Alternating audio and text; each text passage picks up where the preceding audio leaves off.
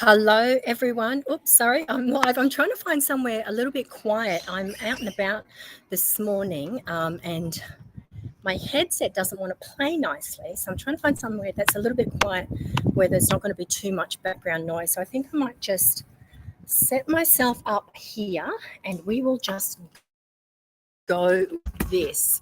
Alrighty. So today, what I want to talk about is affirmations. Okay. So affirmations are really just words, okay?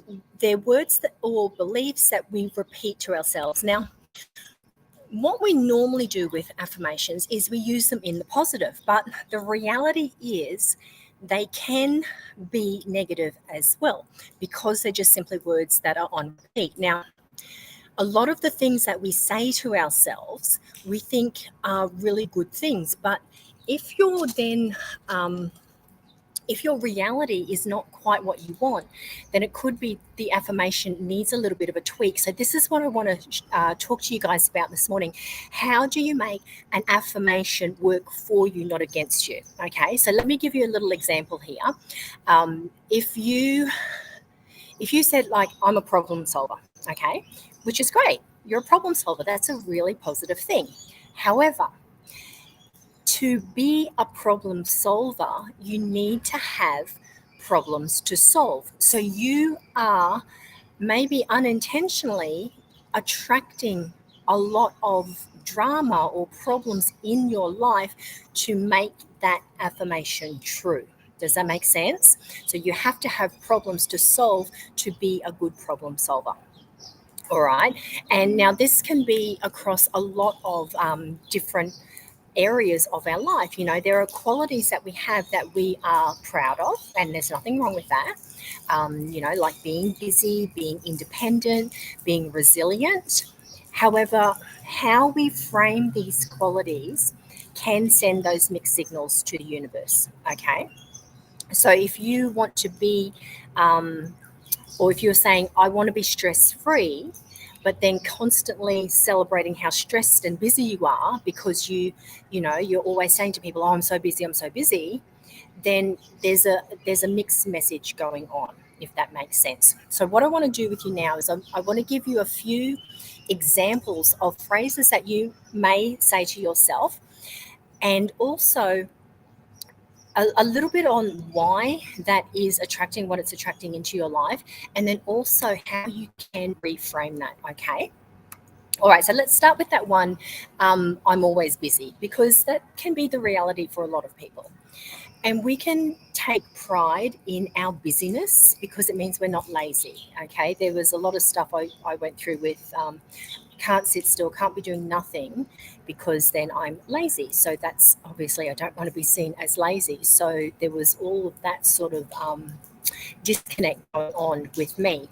So what you could do as a reframe, instead of I'm always busy, and guys, you reframe it the way that works for you and what feels good for you. Use the words that make you feel good, because at the end of the day, that's what's important. So instead of saying I'm always busy, you could say I use my time wisely and I always have space for what matters most. Okay. Another one, I'm a perfectionist. Who has said that, or who has thought that, or who allows that to control their life? And it can be a good thing, because it's you're making sure you do things well. However, you would know that it often causes stress, and it often causes criticism, and things don't ever feel good enough. Okay. So instead of saying I'm a perfectionist, you could say I strive for excellence while embracing progress and growth. All right. Now that's going to focus on the effort and the growth without the need for having those impossible standards that perfectionism brings. All right. Another one, I never give up. Now that's a great thing to live by, right? I never give up. You're always trying. You're always striving. So that's good. However, it's also could be attracting situations where you have to constantly fight to succeed. Okay, and it can make life feel like an uphill battle. So if it's doing that for you, if it motivates you and you feel good about it, then keep your affirmations. If you're finding though that you're constantly having to fight for things, that life is hard, it's an uphill battle, and I never give up is a mantra that you have, then look at maybe reframing that. Okay, you could say, I persist with grace and trust that things will unfold with ease.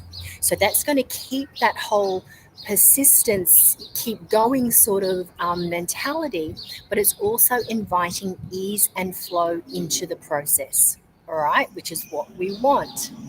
The next one, I'm independent. Now, this independence can sometimes translate into isolation or refusing help. And then that causes unnecessary struggles as well. So instead of saying I'm independent, you could say, I value my independence and I welcome support and collaboration when needed. So that keeps that self reliance, okay, because being independent is a good thing. So it's still keeping that self reliance, but it's also inviting connection and ease, okay? All right, the next one. I'm always prepared for the worst. So constantly expecting the worst creates a mindset where you're expecting bad things to happen. So therefore, knowing what we know about the universe and how the law of attraction works, you have to have bad things come into your life. All right. So instead of saying I'm always prepared for the worst, reframe it, because there's nothing wrong with being prepared. Okay. It's good to be prepared. It's good to be organized. Just reframe how you say that. So maybe you could say, I trust that I am always prepared and that things work out for my highest good. So you're keeping that preparedness, but it's shifting the focus to trust and positive outcomes instead of the worst. Because remember, everything is two things. It's the worst, it's the best. Everything's got these polar opposites. That's the law of polarity. So you're still being prepared, but instead of focusing on the worst, you're focusing that it's going to work out the best. It's got to work out for your highest good. Okay? So you're shifting that focus. The next one, I can handle anything. Now, this can invite problems into your life, because if you can handle anything, you need things to handle. All right. So instead of saying that, because yes, that is a good thing that you can handle anything, it means so many different things. However, you could say that you navigate life's experiences with ease and trust that all is well. So that's still going to retain the strength around you being able to handle things, but it's aligning with ease and trust rather than constant tests of resilience. Okay. So, and that's the thing, with resilience as well. To be resilient means that every time you get knocked down, you get back up again, which is a good thing. However, if you're saying I'm resilient all the time, you have to get knocked down to be able to stand back up. And sometimes that can be really, really exhausting. All right. So I navigate life's experiences with ease and trust that all is well. Okay. So that's just a few common things that we say to ourselves. So I hope that's making sense, and how you can just reframe it slightly so that your focus is not on the negative, but it's on the positive, just simply because of those negative associations that come with the words that we use. Okay, so think about the things that you say about yourself regularly. Do they focus on that overcoming problems? Does it focus on surviving or always being on? So if it does, ask yourself, what does this affirmation assume that you need to be true in your life? Okay, so does that make sense? So if I'm a problem solver, then you need to have problems to solve. Okay, so you start to look at what you say and the labels that you give, or the words you use to describe yourself. Look at them from a different perspective. Okay.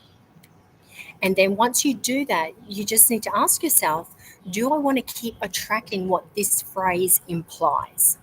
And if not, then you reframe it. Okay.